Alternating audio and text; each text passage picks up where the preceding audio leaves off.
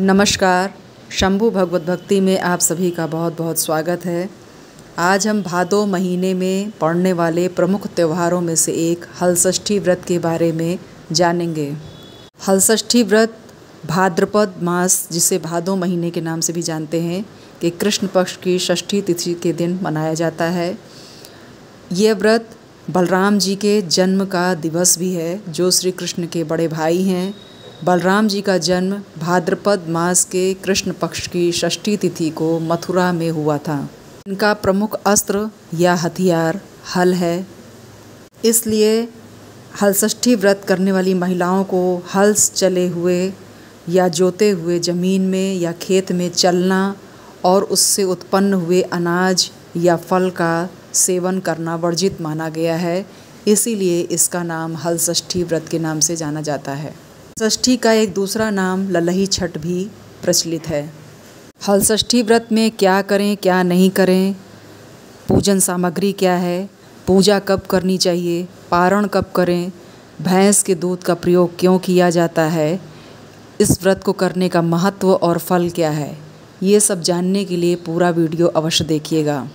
सबसे पहले हलषष्ठी व्रत के महत्व के बारे में जानिए।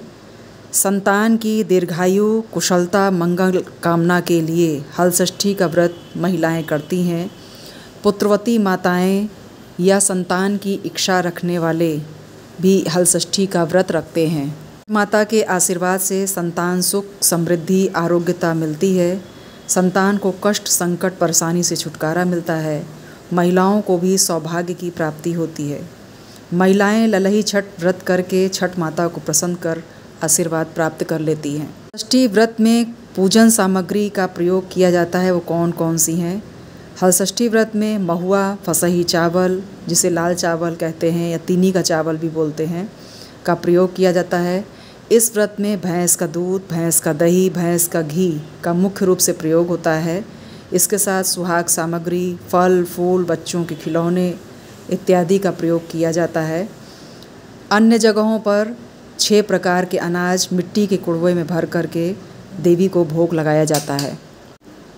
ललही छठ व्रत में भैंस के दूध का प्रयोग क्यों किया जाता है? सामान्यतः हर व्रत पूजा में भोजन के लिए या पूजा के लिए गाय के दूध, दही का प्रयोग किया जाता है, किंतु ललही छठ व्रत में भैंस के दूध का प्रयोग किया जाता है, क्योंकि संतान से संबंधित व्रत गाय भी माता के समान ही सबका पालन पोषण, भरण पोषण करती है, तृप्त करती है अपने दूध से।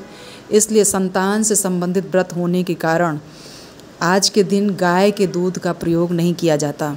छठ के अलावा बहुला चौथ और कार्तिक मास में पड़ने वाले गोवत्स द्वादशी के दिन भी गाय के दूध का सेवन नहीं किया जाता है, जो लोग इस व्रत का अनुष्ठान लेते हैं। हलछठ व्रत में क्या करें?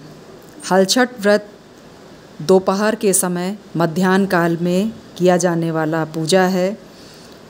इस दिन ज़मीन में गड्ढा खोदकर सगरी बना करके कई महिलाएं इकट्ठा सामूहिक रूप से हलछठ माता की पूजा करती हैं। ब्राह्मण को बुलाकर अथवा एक महिला कथा पढ़ती है, बाकी की अन्य महिलाएं कथा का श्रवण करती हैं। कथा को सुनने के बाद कथा को ब्राह्मण को दक्षिणा देनी चाहिए।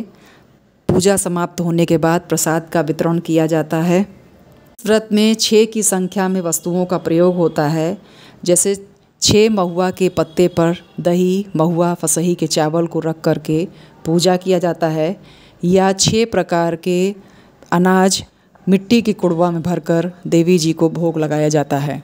हलषष्ठी व्रत में क्या नहीं करना चाहिए? हलषष्ठी व्रत में खेत में जोते बुए हुए किसी भी प्रकार के अनाज या फल का सेवन नहीं करें। आज के दिन खेत में से चलकर व्रत करने वाली महिलाओं को नहीं जाना चाहिए। इसके साथ गाय के दूध से बने सामग्री, दही, घी, दूध आदि का प्रयोग नहीं किया जाता। हलषष्ठी व्रत के पारण में क्या करें, कब करना चाहिए? हलषष्ठी का व्रत कुछ जगहों पर दोपहर में पूजा करने के बाद महिलाएं फसही का चावल पारण करती हैं, किंतु अन्य जगहों पर एक समय शाम के समय फसही के चावल का भोग लगाकर पारण करती हैं। हलषष्ठी व्रत का महत्व और फल क्या है? इस व्रत को करने से किस फल की प्राप्ति होती है? हलषष्ठी व्रत करने से उत्तम संतान की प्राप्ति होती है। संतान सुखी, संपन्न, समृद्ध होती है। संतान के रोग, शोक, दुख दूर होते हैं। सभी प्रकार के कष्ट संकट से छुटकारा मिलता है। छठ माता ने बलराम जी की रक्षा सुरक्षा की। षष्ठी के दिन बलराम जी का जन्म हुआ, इसलिए संतान की मंगल कामना कुशलता के लिए सभी महिलाएं हलषष्ठी का व्रत रखती हैं। कि आज के दिन धरती में जोता बोया हुआ कोई भी सामग्री का सेवन महिलाएं नहीं करती, ना खेत में से चल के कहीं जाती हैं। इस तरह से धरती माता का भी सम्मान हो जाता है। इसलिए महिलाएं धरती माता का भी आशीर्वाद आज के दिन प्राप्त कर लेती हैं। तो इसलिए ललही महारानी के आशीर्वाद के साथ धरती माता का भी आशीर्वाद मिल जाता है। छठ माता के व्रत की कथा सुनाने के लिए 6 कथाओं को सुनाने के लिए वीडियो बहुत लंबी हो जाएगी। इसके लिए अगली वीडियो में कथा लेकर ज़रूर आऊँगी। अगर आपको वीडियो पसंद आई हो तो लाइक ज़रूर करिए।